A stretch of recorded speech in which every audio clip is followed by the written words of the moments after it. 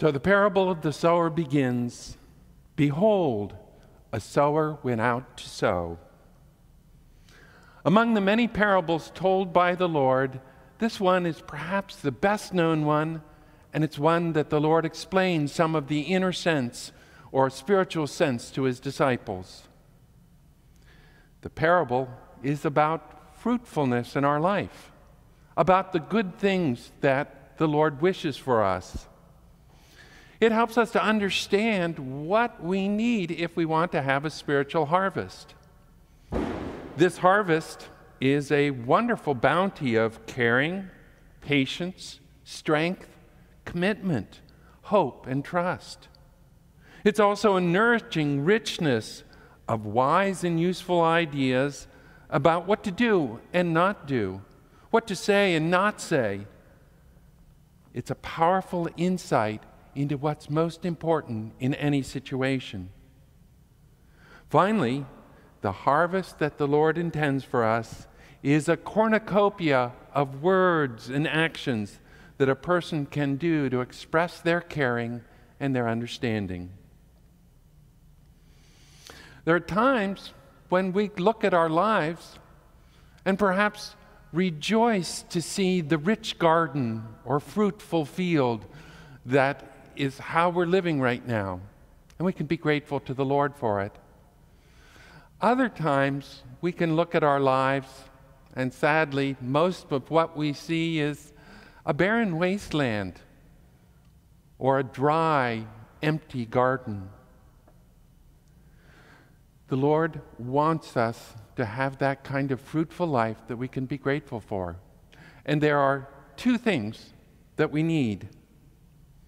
In the parable of the sower, the two things that were needed for a crop that was 100-fold, 60-fold, 30-fold is a seed and healthy ground to receive that seed. The Lord explains to his disciples that he was the sower.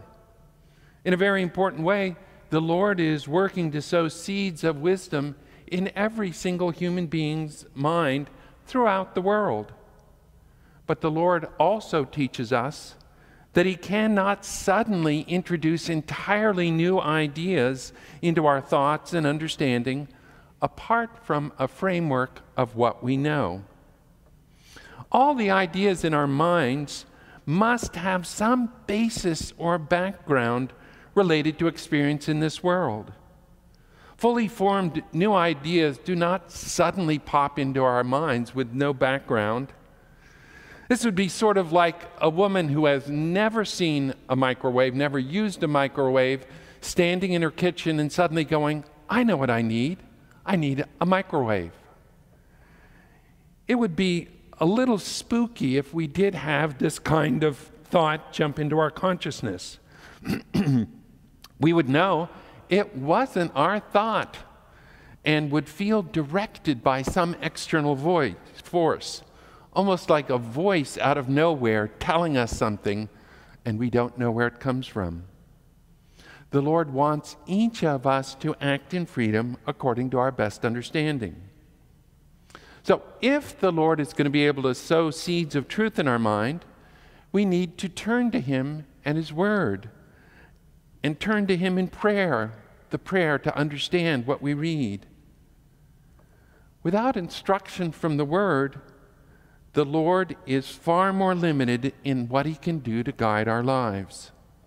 If we make time to read and reflect on what we read, the Lord has opportunity to instill seeds of infinite wisdom in our minds. He can bring these ideas to us in ways that perhaps we began understanding as little children, and the depth of our understanding can continue on to eternity. The teachings for the new church repeatedly assert the power and importance of what can be gained from reading from the Word. For example, the following passage: "The reason why the Word is living and therefore confers life is that in its highest sense, the subject is the Lord, while in the inmost sense, it's his kingdom in which the Lord is everywhere. And this being so, it is life itself which the Word contains, and which flows into the minds of those who read the Word devoutly. So, the first thing we need for the Lord to guide us is the seeds of truth. We must have our minds filled with ideas that we're trying to live according to. But we can also do our part to prepare the ground to receive the seeds.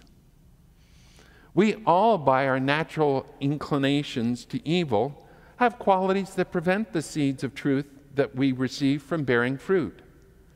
For example, the Lord has told us that a person can read the Word and get little out of it for various reasons. Consider the contrasting states presented in the following passage from the Apocalypse Explained. People who read the Word solely to have a reputation of being learned or to acquire recognition so that they may be honored and enriched never see and perceive truths, but false ideas instead.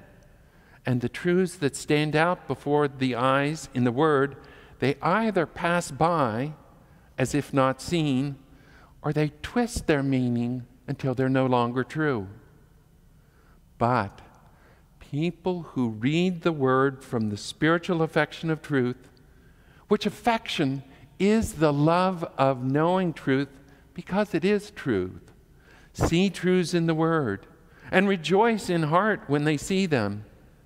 And this because they're in enlightenment from the Lord. Because of the differences that people can bring to their reading of the Word and consequently what they get out of reading, the Lord has promised it's hard to know in this world who will be wise in the next life and who won't. We're told, those who love knowledge alone and do not leave a life according with it are usually led to boast of what they know. To themselves they seem to be wiser than everyone else. Thus, they love themselves and despise others, especially people who are governed by good loves, whom they look upon as simple and untaught. But an inversion of positions awaits them in the next life. Those who seem to themselves to be wise become stupid there, while the simple become the wise. The parable of the sower describes 3 states or types of ground that prevent a person from receiving the truth and bearing fruit. In the parable, the first type of ground was the hardened dirt of the pathway next to the cultivated field.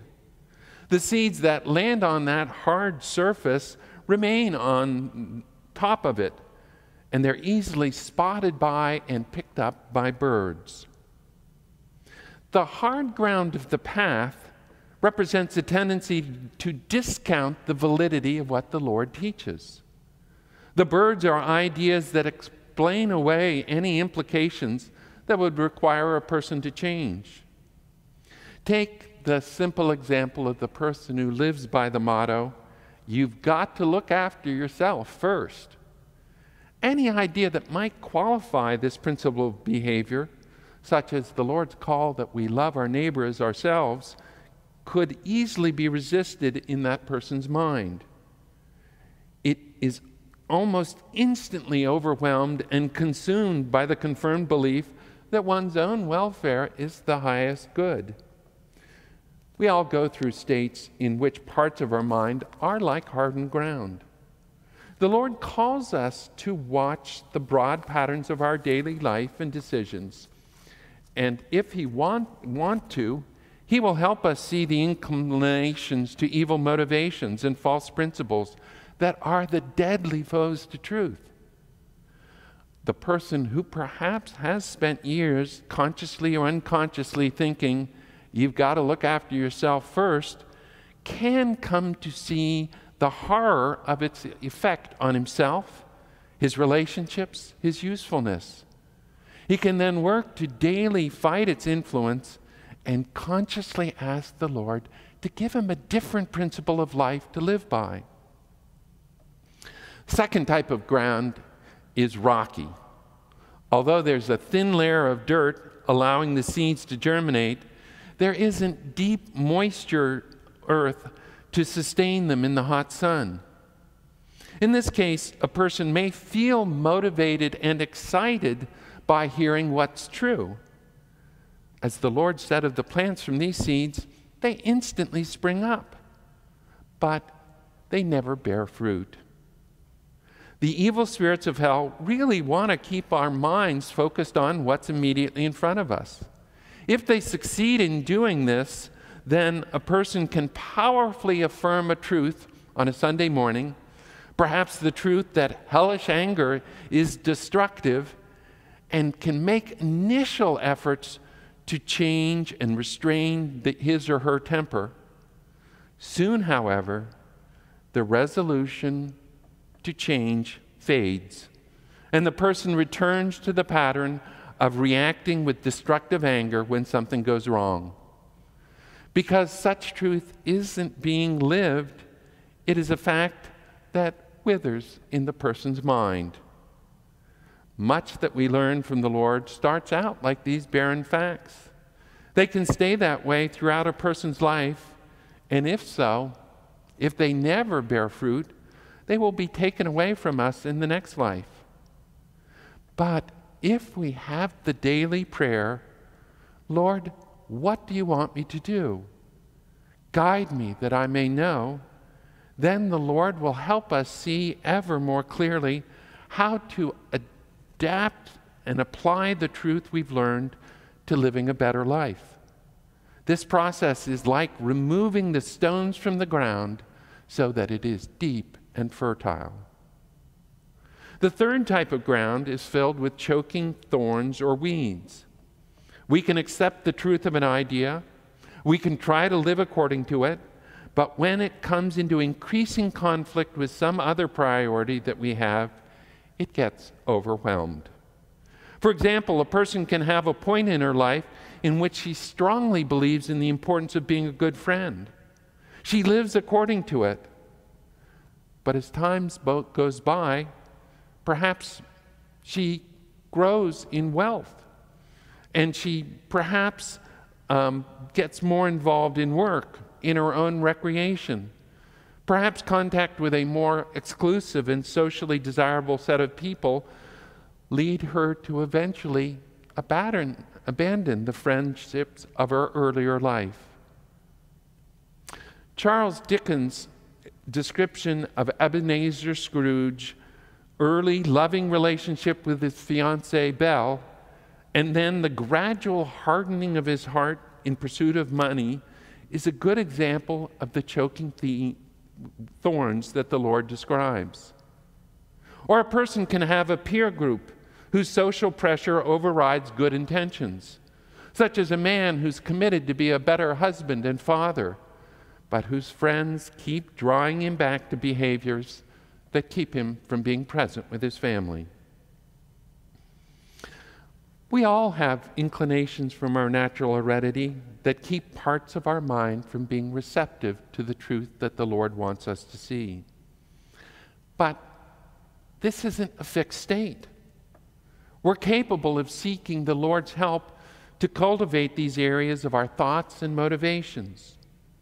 We can seek the seed of truth by devoutly reading and learning from the Word, and we can cultivate the ground through actively shunning evil motivations and actions and seeking to do what's good. As we do this work, with the Lord's help, the miracle of growth can occur within us. There will be fruitfulness from what we've learned from the Lord that is a blessing in our own lives and for everyone with whom our life comes in contact. May we daily cooperate with the Lord that this fruitfulness may take place. Amen.